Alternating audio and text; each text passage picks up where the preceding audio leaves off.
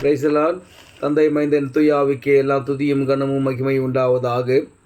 இன்றைய நாளுக்கான இறை வாக்கியம் யோவேலின் புஸ்தகம் 2ஆம் அதிகாரம் 21ஆம் வசனம். தேசமே பயப்படாதே, மகிழ்ந்து களிக்கூறு, கர்த்தர் பெரிய காரியங்களை செய்வார். இந்த வாக்கியத்தை நாம் சிந்திக்க ஏன் அழைக்கப்பட்டிருக்கிறோம் என்று சொன்னால், இன்றைய காலப்பொழுதிலே நம்முடைய தேசமும் சரி, இருக்கிற அனைத்து தேசங்களும் சரி, ஒரு பதற்றத்தின் சூழலிலே இருக்கிறது.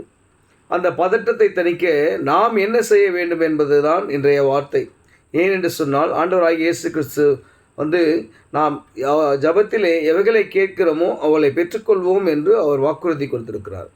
என் நாமத்தினாலே நீங்கள் எவைகளை கேட்பீர்களோ அவளை பெற்றுக்கொள் என்று வாக்குறுதி கொடுத்திருக்கிறார். அது மட்டும் இல்லாமல் பார்த்தீங்கன்னா, என் நாமம் தரிக்கப்பட்ட என் ஜனங்கள் தங்களை தாழ்த்தி என்னுடைய சமூகத்துக்கு வரும்போது நான் அவர்களுக்கு சேமத்தை கொடுப்பேன் என்று வாக்குறுதி கொடுத்திருக்கிறார். எனக்கு அருமையானவர்களே, இன்றைய காலகட்டத்திலே நாட்டுக்கு நாடு யுத்தங்கள் அதிகமாகிக் கொண்டே இருக்கிறது. நம்முடைய தேசமும் கலக்கமடைந்து கொண்டிருக்கிறது. நம்முடைய தேசத்தை சுற்றிலும் பாதுகாப்பின் சூழல் பலப்படுத்தப்பட்டு கொண்டிருக்கிறது. இஸ்ரேல் மக்கள், ஈரான் மக்கள், அமெரிக்கா மக்கள் பாதிக்கப்பட்டு கொண்டிருக்கிறார்கள். அநேக பெரிய பெரிய கட்டிடங்கள் அழிக்கப்பட்டிருக்கிறது, தேவாலயங்கள் அழிக்கப்பட்டிருக்கிறது, மதம் சார்ந்த கட்டிடங்கள் அழிக்கப்பட்டிருக்கிறது, ஹாஸ்பிட்டல்ஸ் எல்லாம் அழிக்கப்பட்டிருக்கிறது. உணவு இல்லாமல் இந்த போரினாலே அநேகர் கஷ்டப்பட்டு கொண்டிருக்கிறாங்க. நம்முடைய தேசத்திலும் பெட்ரோல் பஞ்சங்கள் உண்டு. கேஸ் கிடைக்கல, பெட்ரோல் இல்லை. இந்த இது எதுக்குன்னு சொன்னால், தேசத்தின் மேல் கொண்ட ஒரு யுத்தம். எனக்கு அருமையானவர்களே, கர்த்தர் சொல்கிறார், தேசமே பயப்படாதே, மகிழ்ந்து களிக்கூறு. என்னடானா, நீங்கள் கவலைப்படாதீங்க, மகிழ்ந்து களிக்கூறுங்க.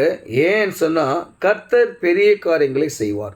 நாம் நினைப்பதற்கும் நாம் ஜபிப்பதற்கும் ஏற்றாற்போல் கர்த்தர் வெகு சீக்கிரத்திலே இஸ்ரேல் தேசத்துக்கும் சரி, உலகில் அனைத்து நாடுகளுக்கும் சரி, ஈரான், அமெரிக்கா, இந்திய தேசம், பாகிஸ்தான், எந்த தேசமாக இருந்தாலும் சரி, கர்த்தர் சேமத்தை கொடுக்க போகிறார், பெரிய காரியங்களை செய்ய போகிறார், சமாதானத்தை கொண்டு வர போகிறார்.